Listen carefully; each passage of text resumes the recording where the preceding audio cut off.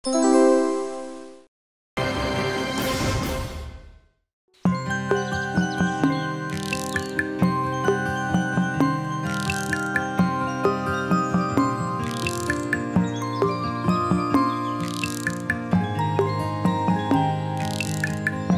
দাদু কি করছো?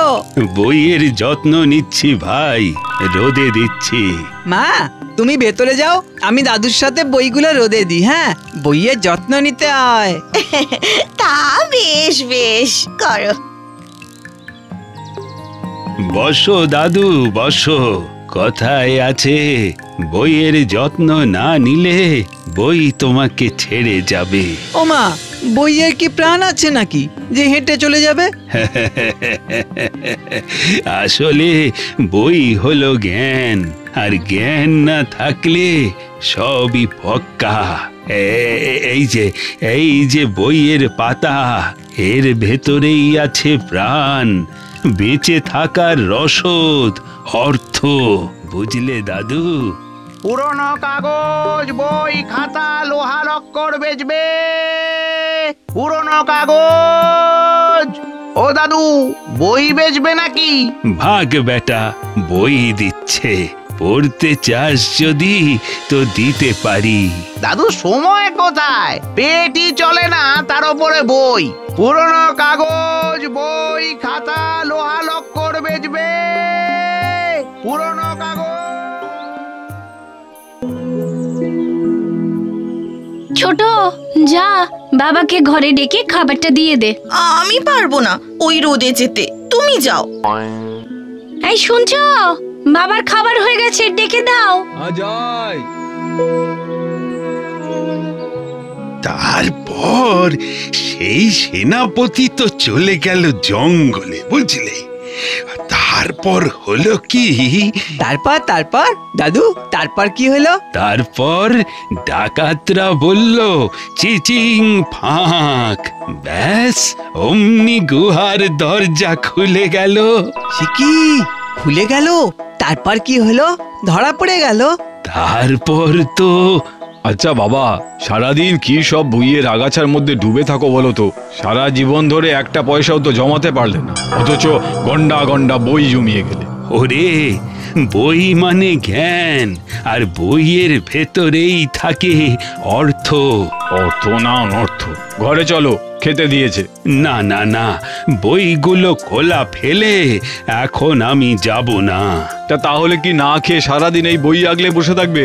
দাদু তুমি যাও, আমি পাহারা দিচ্ছি, যত্ন করে দেখে রাখছি, কিচ্ছু হবে না তোমার বইয়ের। বলছিস? বেশ বেশ, খেয়ে এসে বাকি গল্পটা বলবে কিন্তু। আচ্ছা আচ্ছা।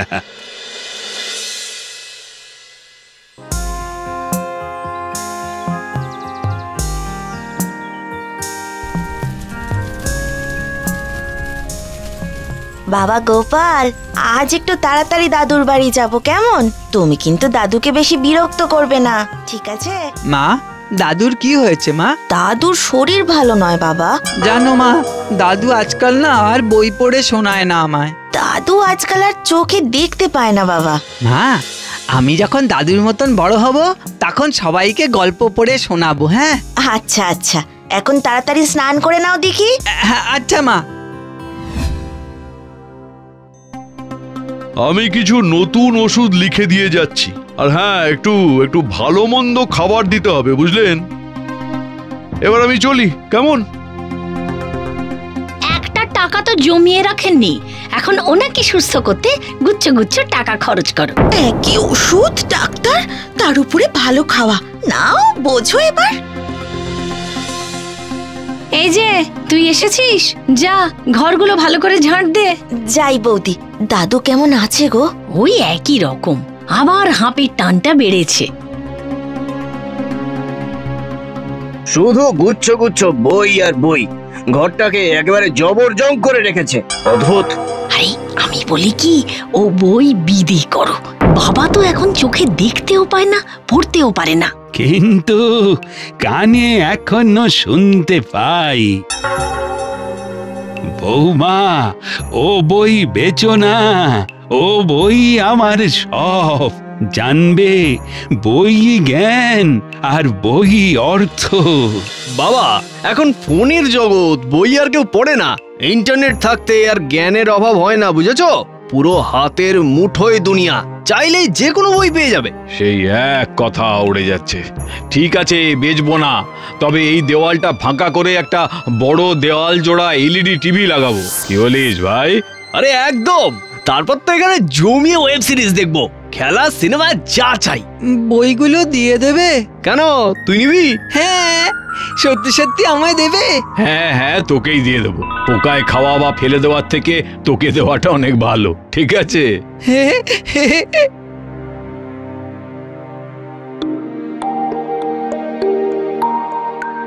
মা, কত বই গো, কিন্তু রাখবো কোথায় বলো তো?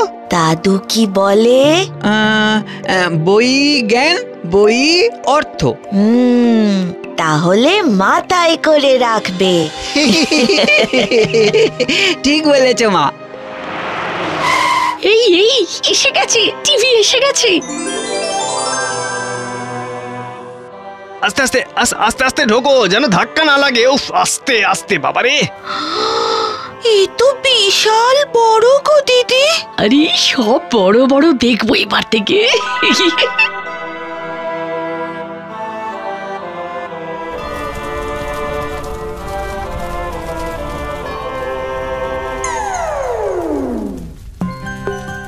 মা, মা, এই দেখো বইয়ের মধ্যে টাকা। কই কই, দেখি দেখি। ওহো, দাদু বোধহয় ভুলে রেখেছে। দাও, দিয়ে আসতে হবে। দাও আমাকে।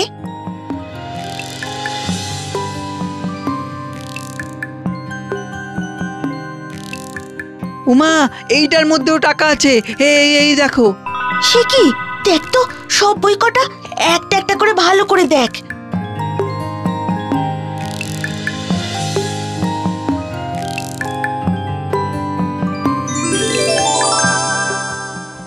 এই শোনো না, এখন তো বিজ্ঞাপন হচ্ছে, সিনেমা শুরু হতে দেরি আছে, একটু পকোড়া ভেজে আনো না। সারাটা দিন খেটে খেটে প্রাণ ওষ্ঠাগত, এখন আবার পকোড়া? ছোট, যা তো। আমার খুব হাতে পায়ে ব্যথা গো দিদি। সেই মরণ তো আমার। আমায় একটু জল দিয়ে যাও না কেউ, জল জল। উফ,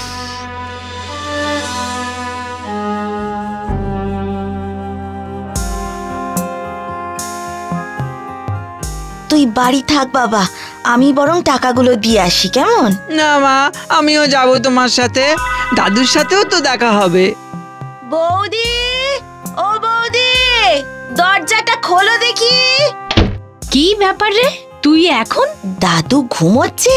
না, কেন? দাদুর সাথে আবার কি দরকার?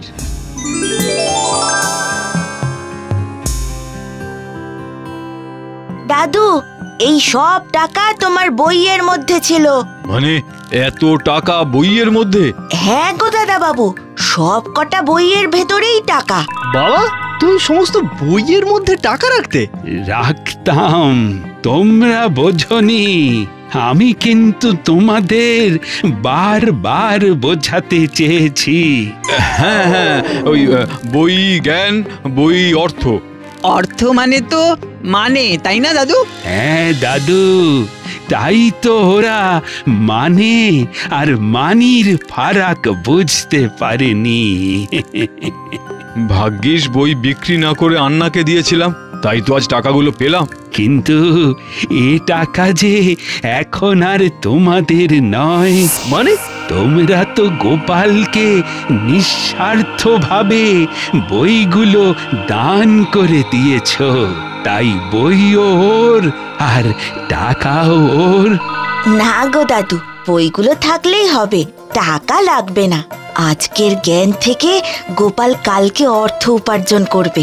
বাহ বাহ বাহ, কি দাদু, তোমার কি মত?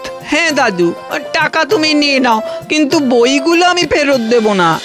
বাবা, সারা জীবনে তোমার কথা বুঝিনি, মানিও নি, আজ বুঝলাম তোমার কথার অর্থ। হ্যাঁ বাবা, আমাদের ছেলেপুলেদের আজ থেকে আমরা বই পড়তে উৎসাহ দেব। কি গো বলো? হ্যাঁ হ্যাঁ হ্যাঁ, এই টাকা আমাদের দরকার নেই বাবা, আমাদের ক্ষমা করবেন। ভুল করেছি, ক্ষমা করে দিন। এ টাকা তোমাদেরই, আমার টাকা আমি তোমাদের দিলাম, আর বইগুলো উত্তরসূরিকে। কিন্তু আমার যে একটা দাবি আছে দাদু। কি দাদু? আমি তো আর চোখে দেখতে পাই না, কাল থেকে তুই আমাকে বই পড়ে শোনাবি, কেমন? আচ্ছা।